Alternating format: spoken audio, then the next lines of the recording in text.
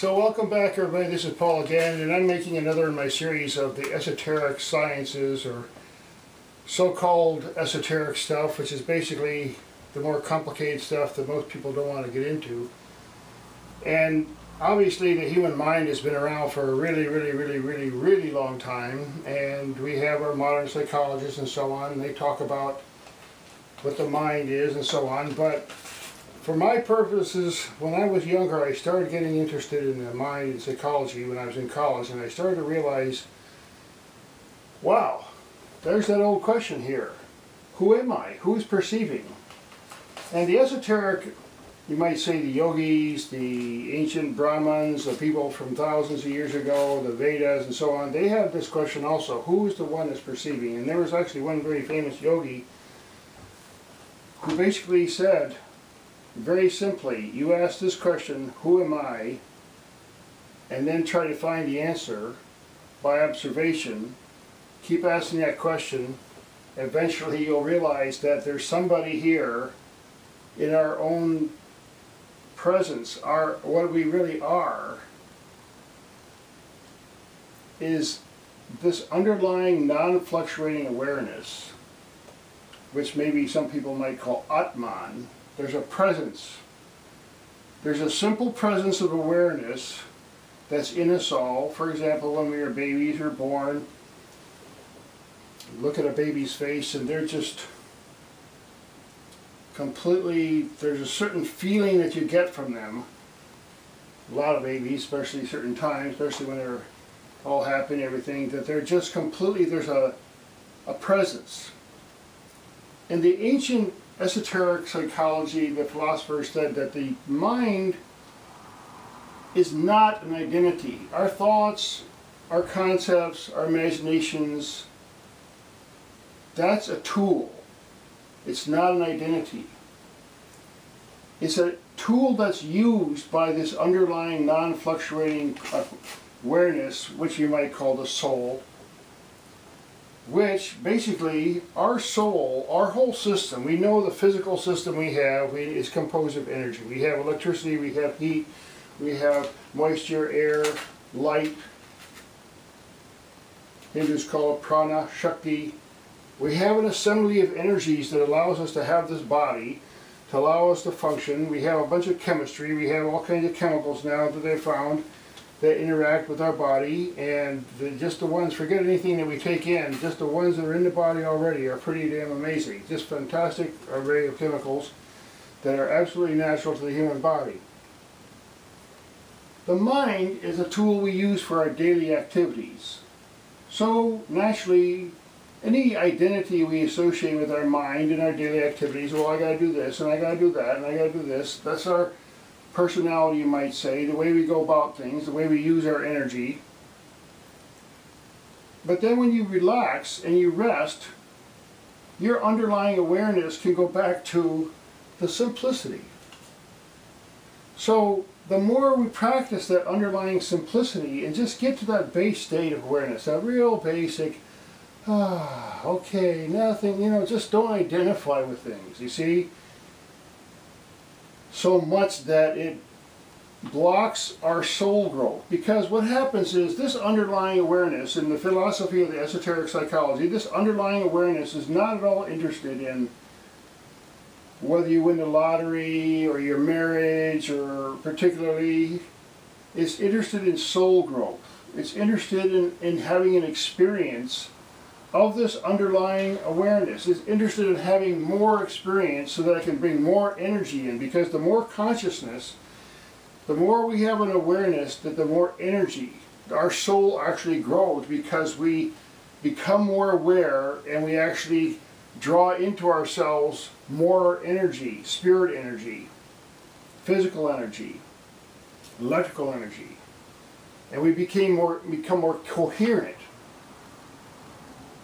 All around us there's a field, and it's actually a larger field. It's interlaced, there's actually many layers of it. I have a series that I talked about the aura. But all of that assembly of energy in our awareness carrying us along as a vehicle of our larger awareness. We have this body, we have this mind which we use for our tools. So again, the same old question, well, who am I? I have this contention that if you don't ask that question and try to really seriously answer this question, which is a very, very old question, then any practice of psychology is doomed, because, or any science, because who is it, what is it that's actually perceiving? Because if you ask that of some psychologists, especially the behaviorists, they'll say, well, I don't know, it doesn't matter. We just don't know the behavior, we know the drugs, whatever. No, excuse me, but if you don't answer that basic question, you can't even go any further in psychology, because you got to understand who it is, what it is perceiving. Because there's a phrase in the Upanishads that says that we don't need to know the thinking tool, we need to know who is thinking. It's not what we hear, we need to know who the hearer is. It's not what we see, we need to know who the seer is. And the sages said that to answer this question, to understand who is perceiving, you have to have a simplicity of awareness and a stillness of clear thinking and clear stream sight, vision, understanding through meditation and practice.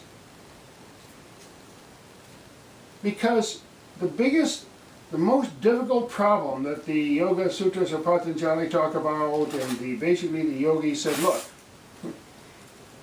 the mental reaction to what is perceived is a real problem. Because let's say, for example, we see something and immediately we have a concept of it and a limitation of it, and we never go beyond our imagination of it. We totally imagine what we think and we react to that, and then you have a problem.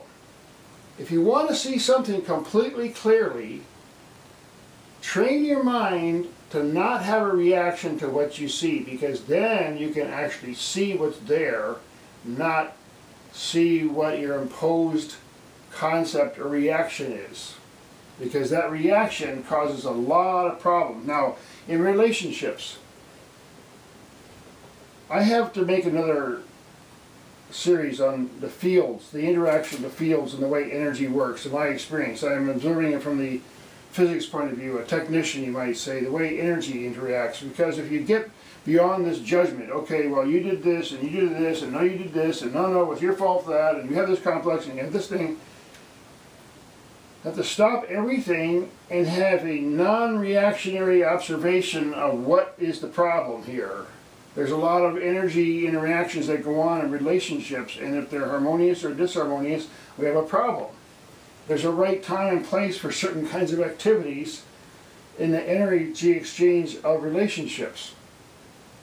So this is really just an introduction to what I call esoteric astrology, my particular way of looking at it, but there's many, many books. Here's one by Alice Bailey. This is one of the ones that got me started. And it says the true meaning of psychology is the word of the soul. It is the sound producing an effect in matter which a particular ray or stream of energy may make. In other words, there are these streams of energy that produce light and actual and inner sound that's above the frequency of our normal hearing.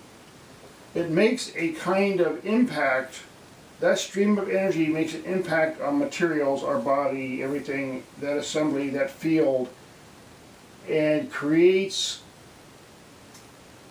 an interaction, a stream, you might say, which embodies us, you might say. Now, I have to talk about this on another segment because time's getting short here, but remember, mind is a tool, not an identity, and our ego and our psyche, the accumulative psyche or mental experience of the world, and might be added up and called the psyche. It's just a field of energy which is humans interact with and cause a lot of awareness and distress as well. So thanks again for watching.